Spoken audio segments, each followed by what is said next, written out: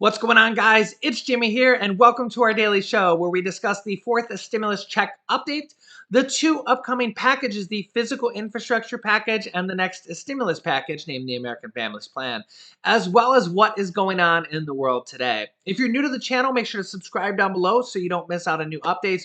We cover all sorts of different stimulus programs that you probably don't know about unless you watch this show regularly, as there are literally dozens of different stimulus programs available and will be becoming available in the near future. We have literally had viewers here get $5,000, $10,000 or more from these various stimulus programs like mortgage assistance, rental assistance, property tax assistance, utility assistance, state, county, and city stimulus checks that are going to be coming available here in the near future, as well as past programs. And yeah, like I said, there's multiple different stimulus programs I'll be keeping you up to date on that are coming available from the third stimulus check package. And there's about 15 different stimulus items they're negotiating on for the next stimulus package that could be combined with the infrastructure package or possibly passed separately. So I'll keep you up to date on everything. Don't forget to subscribe and hit the like button for us, and let's jump right in. Now that the gas pipeline hacks are restored, and the meat company JBS, who's the largest meat producer in the United States, their hack is restored as well, although meat prices are expected to continue to rise because of the shortage that created. We're continuing to see this problem happen even so quickly. I mean, we're not even seeing days in between these hacks, and yet more and more continuing across the United States now. Several different TV news stations have now been reported hacked in the latest round of cyber attacks. Yeah, it's continuing. TV news outlets in Orlando, Florida, and Pittsburgh, both owned by Cox Media Group, which owns TV and radio stations in multiple media markets, were offline Thursday. Quote, "This morning we were told to shut everything down and log out of our emails to ensure that nothing spread. According to my friends at affiliate stations, we shut things down in time to be safe and should be up and running here, hopefully." Now, President Biden is expected to meet with Russian President Vladimir Putin, which is where these cyber attacks are coming from.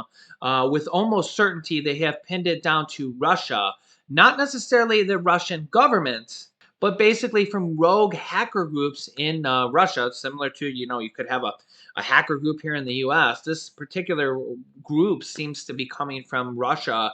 And the problem is they were paid up to $5 million from the gas pipeline hacks. And now they're continuing to do this because they're getting paid. I haven't seen reports yet on whether the meat company JBS paid them or not. The gas pipeline company did pay them within like 24 hours, actually, before they even contacted the U.S. government. And the U.S. government retains the policy that hackers and ransom like this should not be paid.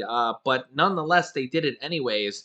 And that's the problem, right? If they're getting paid to do this, they're going to do it anywhere possible.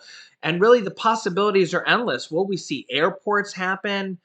Transit systems? Will we see security systems, food companies? I mean, think of all the disruptions we could have in our country. This is kind of like the latest cyber warfare that our country has to deal with now that almost every single country has everything online. Security systems, gas pipelines, meat production, TV news stations.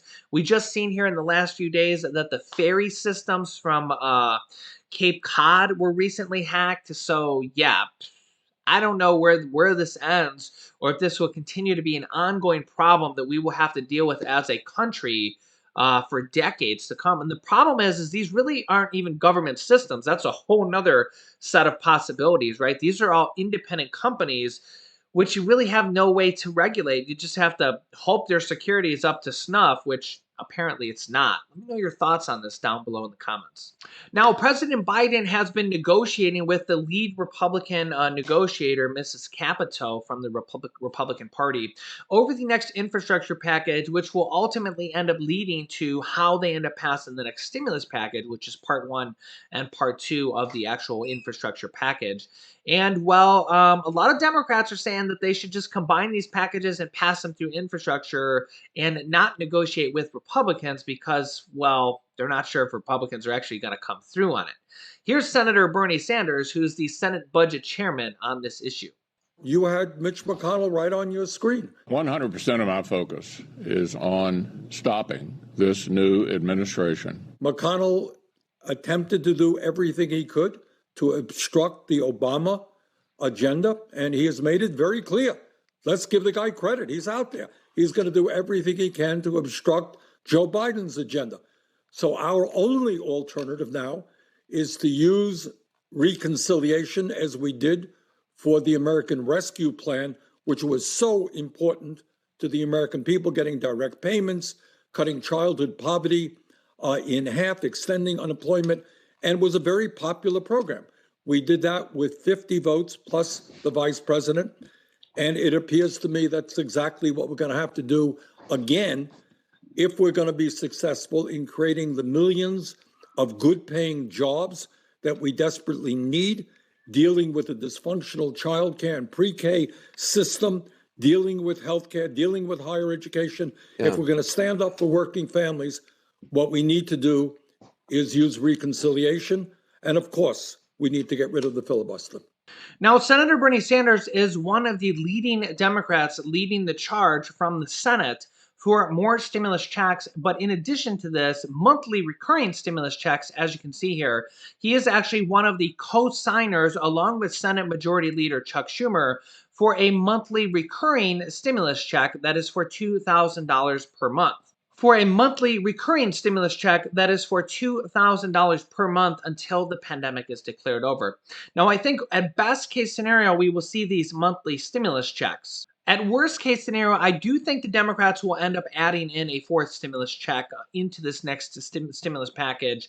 Possibly the next infrastructure package. Again, they could combine them and vote them on one, but I think there's about a 95% chance that the Democrats will pass the next stimulus package through the reconciliation process. If they can't come to a deal with the Republicans over the infrastructure package, they'll likely combine them and vote them and pass them as one package.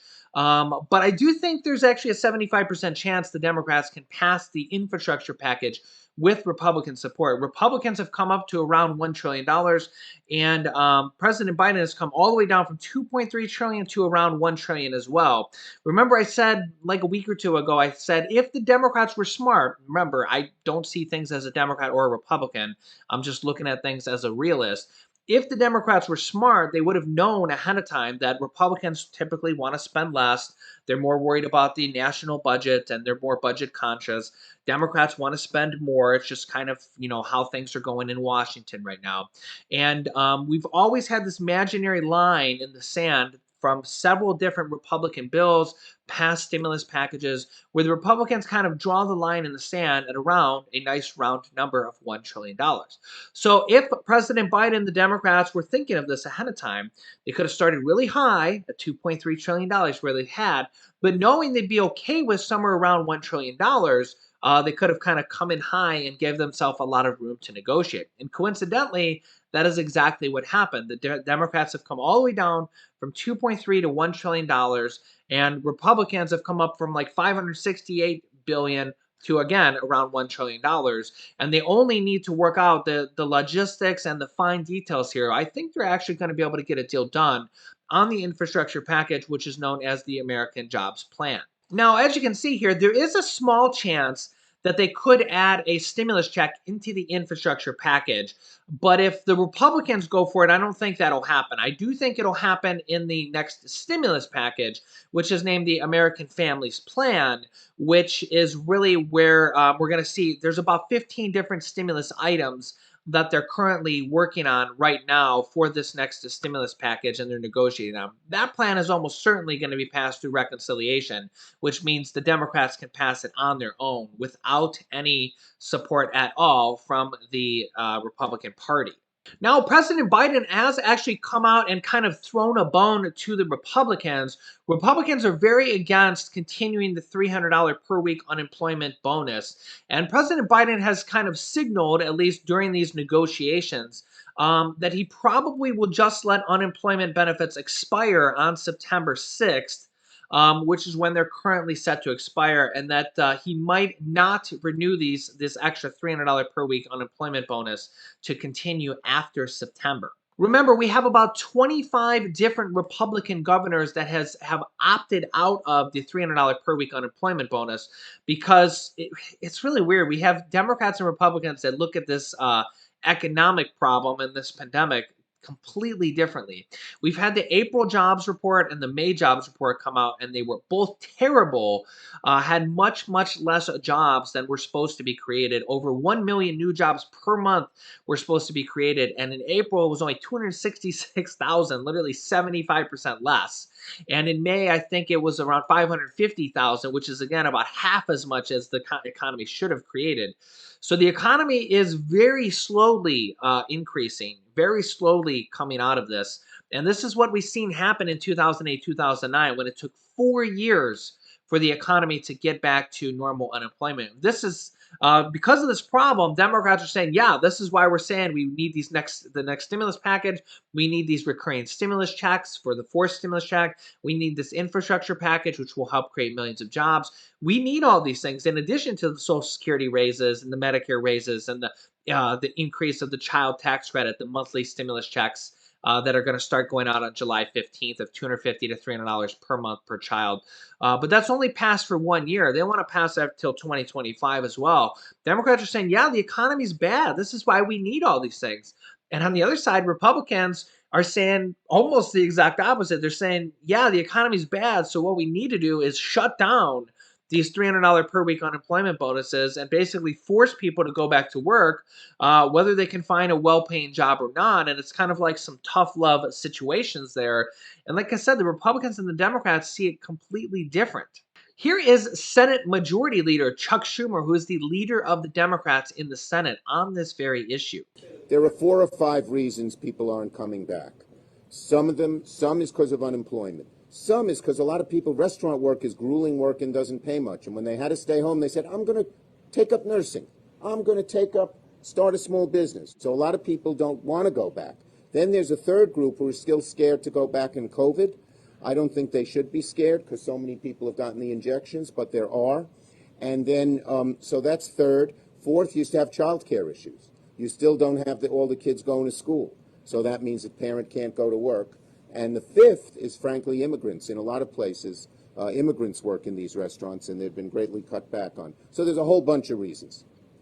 Well, it's probably that in the study of the Federal Reserve, that was fifth after all these others. And then it benefits a lot of people as well who can't get back to work. They need help. We want to get the economy moving again.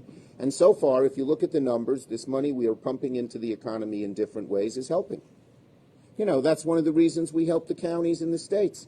If they were to lay off in the 2008 recession, the number one reason the economy took 5 years to get back, we didn't help out the state and local governments, and there were millions of people who were unemployed.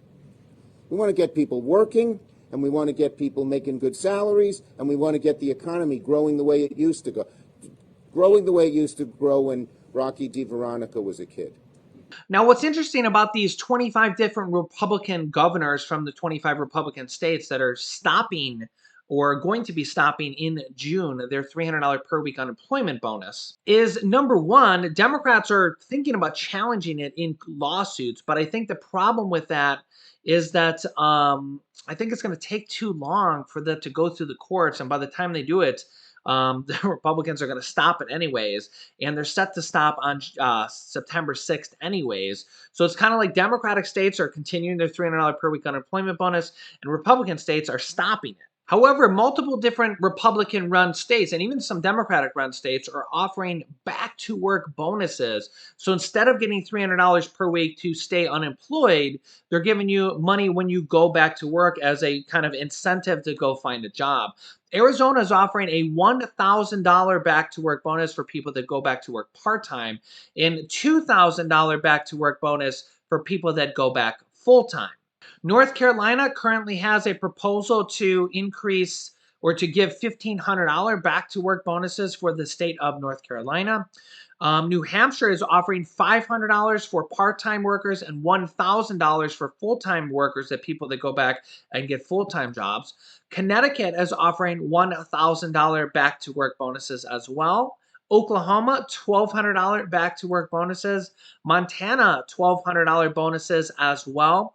And the state of Colorado offering $1,600 back-to-work bonuses for people that come off unemployment and go back to work and get a bonus instead of getting $300 per week unemployment bonus. We also have a Republican proposal from Senator Ben Sasse to introduce a back-to-work bonus for everybody, the entire United States, of up to $2,500 if this bill were to pass. It's a proposal at this point, and could provide an additional $2,500 stimulus check or back-to-work bonus for people that go from unemployment and go back and get a job.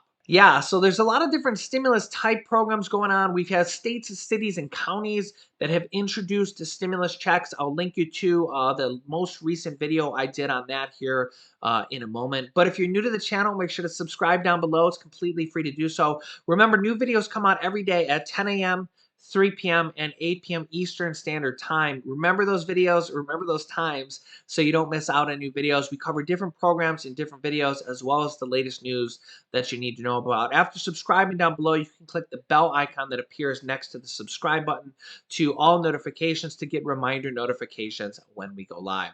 You can click this video here to watch my newest stimulus check video next. And this video is my most recent video about states, cities, and counties and other stimulus checks that are going out right now in June, July, and August. So click on one of those videos next. Thanks, guys, and I will see you in the next video.